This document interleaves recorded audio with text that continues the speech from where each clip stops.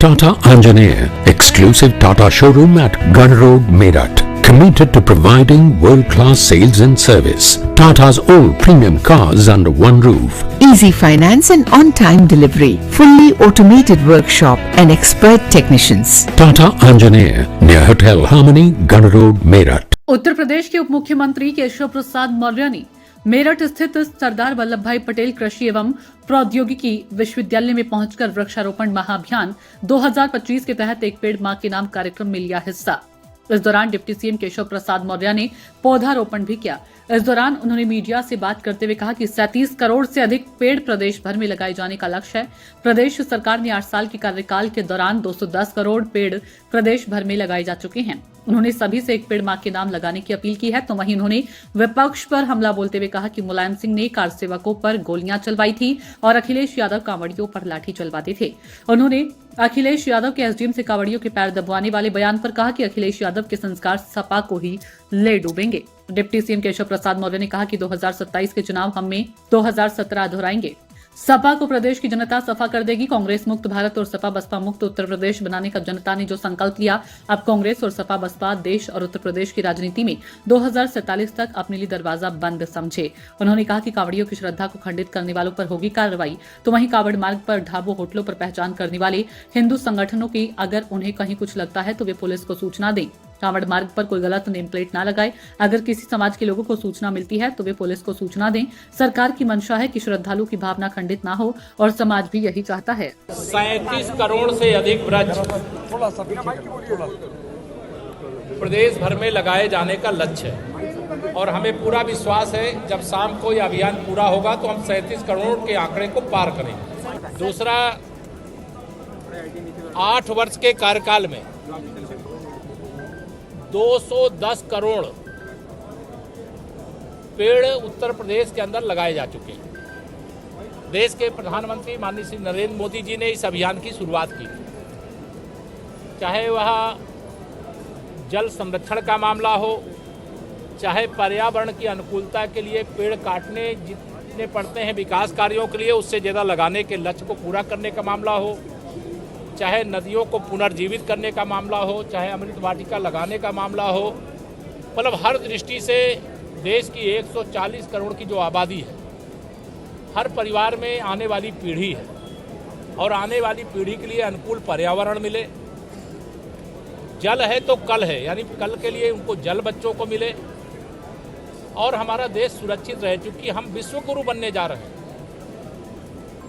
और विश्व गुरु भारत जब दुनिया को सीख देने वाला देश है, क्योंकि हम वसुधैव कुटुंबकम की भावना से काम करते हैं, तो ऐसे समय में अगर हम पर्यावरण के साथ अनुकूलता बनाए रखने में सफल नहीं होंगे, अपनी नदियों के प्रवाह को बनाए नहीं रखेंगे, हम तालाबों पे अगर कब्जा हो रहा है उसको हटाएंगे नहीं, जो सार्वजनिक उपयोग के स्थान है उनको हरा भरा नहीं करेंगे, तो निश्चित तौर से यह प्राकृतिक संकट है। इसलिए इस संकट से देश को, प्रदेश को मुक्त कराने के अभियान के तहत यह वृक्षारोपण का कार्यक्रम चल रहा है और हमें गर्व है हमारे देश के माननीय प्रधानमंत्री श्री नरेंद्र मोदी जी 75 साल जब पूरे हुए आज़ादी के, उन्होंने अमृत सरोवर बनाने के लिए कहा, अमृत वाटिका लगाने के लिए कहा, जो तालाबों की ज़मीनों पे कब्जे थे उनको खाली कराने के लिए कहा और जिससे प्रकृति हर प्रकार से जो प्रकृति के साथ प्रकृति से ज़रूरत है वही लेना चाहिए, उससे ज़्यादा नहीं लेना चाहिए। इसके लिए आज यहाँ सब लोगों ने सामूहिक रूप से संकल्प लिया। मैं अपने सभी माननीय जनप्रतिनिधिगण यहाँ पे खड़े हैं, सबको आप जानते हैं, सबका नाम नहीं ले रहा हूँ।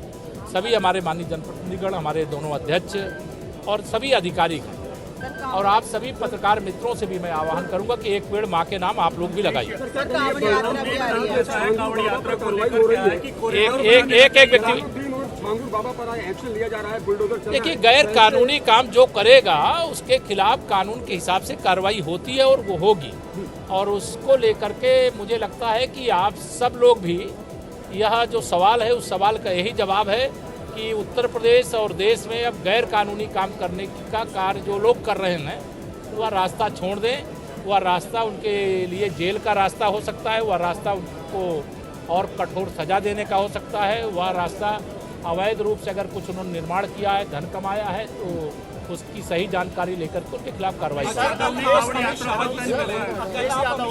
यात्रा को लेकर एक तंज कसा है कि योगी सरकार अपने एसडीएम से तहसीलदार से कांवड़ियों में पैर दबाए। अखिलेश यादव जी का जो संस्कार है, उनके पिताजी जब उत्तर प्रदेश के मुख्यमंत्री थे उन्होंने राम भक्तों पर गोली चलवाई थी। जब श्री अखिलेश यादव मुख्यमंत्री थे तो शिव भक्तों यानी कांवड़ियों के ऊपर लाठी चलवाते थे, भजन भी नहीं गाने देते थे। हमारी सरकार में चाहे राम भक्त हों, चाहे शिव भक्त हों, चाहे कृष्ण भक्त हों, चाहे गंगा यमुना सरस्वती के संगम में कुंभ में डुबकी लगाने वाले हों, सबके ऊपर फूल बरसाए जाते हैं। ये संस्कार का असर है और श्री अखिलेश यादव जी को मैं यही कहना चाहता हूँ, यही संस्कार समाजवादी पार्टी को ले डूबेगा और समाजवादी पार्टी अपने अंत की ओर आगे बढ़ रही है। 2027 में हम 2017 दोहराएंगे। सपा को प्रदेश की जनता सफा कर देगी। न गुंडागर्दी चाहिए, न अपराध चाहिए, न माफियागिरी चाहिए, न दंगाई चाहिए और न मुश्किल तुष्टिकरण की राजनीति करने वाले घिनौना खेल चाहिए। विकास चाहिए। सपा नेता है एसडीएम से आए क्या क्या मामला है? कोई देखिए, मुख्यमंत्री हैं तो कोई मंत्री, कोई विधायक, कोई कार्यकर्ता मुख्यमंत्री जी को कोई भी विषय तो अवगत कराते हैं, उसको अवगत कराएं। कोई शिकायत होगी तो जो दोषी अधिकारी होंगे उनके खिलाफ कार्रवाई करेंगे। अच्छा, हिंदू संगठन अभियान चला रहे थे, नाम को हिंदू संगठन कुछ अभियान चला रहे थे कांवड़ यात्रा के दौरान, जो नाम और आधार कार्ड देगा, इसको लेकर एसटी हसन ने जो बयान दिया है उसको लेकर आपका क्या? देखिए, मैं सदा यही कहता हूँ कि किसी को, क्योंकि जो चाहे वह धर्म यात्री जिसको कांवड़िया कहते हैं, कांवड़ यात्री हैं, वो धार्मिक भाव से जाते हैं, श्रद्धा भाव से जाते हैं और उनके श्रद्धा को खंडित करने का अगर कोई काम किए हैं पहले, मुझे मालूम नहीं है, लेकिन अब वो कर नहीं सकते हैं, ये उनको मालूम होना चाहिए। इसलिए ऐसा कोई कृत्य ना करें जिसके कारण से उनके खिलाफ कार्रवाई करना पड़े। और संगठनों को भी मैं अपील करूंगा वो सूचना दे पुलिस और प्रशासन को, जो इस प्रकार का मतलब आचरण अपनाएगा कि नाम कुछ और होगा, नाम कुछ और बताएगा, जाति कुछ और होगी, जाति कुछ और बताएगा, धर्म कुछ और होगा, धर्म कुछ और बताएगा, तो ये नहीं करना चाहिए। और अगर किसी संगठन के कार्यकर्ताओं को, समाज को सूचना मिलती है तो पुलिस प्रशासन को बताए, उनके खिलाफ कार्रवाई करें।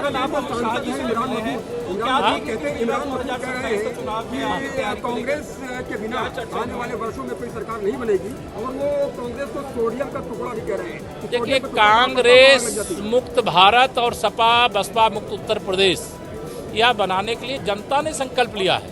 अब कांग्रेस और सपा बसपा उत्तर प्रदेश और देश की राजनीति में, सत्ता की राजनीति में 2047 तक अपने के लिए दरवाजे बंद समझे। अमित शाह जी से मुलाकात करें आपने नेम प्लेट विवाद पे भी आपने जो बात कही है कि भाई इस तरीके से नहीं होना चाहिए, जयंत चौधरी ये कहकर गए हैं कि किसी को परेशान न किया जाए। नहीं, जयंत चौधरी जी हमारे वरिष्ठ नेता हैं, हमारे गठबंधन दल के जिम्मेदार साथी हैं। उन्होंने जो कहा गलत नहीं कहा है, लेकिन मैंने कहा कि कोई नेम प्लेट गलत लगाता है तो वो ना लगावे। अगर किसी को जानकारी मिलती है तो पुलिस प्रशासन को सूचना दे। लोगों की धार्मिक भावनाएं जो हैं वो आहत ना हो, खंडित ना हो, ये सरकार की मंशा है और समाज भी यही चाहता है, सब लोग यही चाहते हैं। धन्यवाद।